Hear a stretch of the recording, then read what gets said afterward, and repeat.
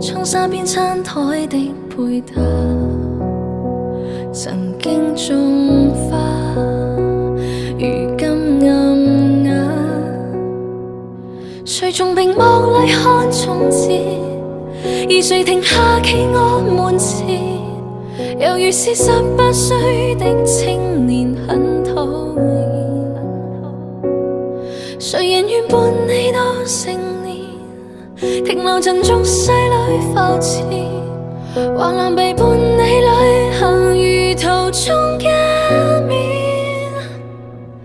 只可惜風景都錯過，差一點方可親吻我，喜歡這觸摸俘虜我，而你欠我。當天的街巷中碰過，吹起的煙圈中說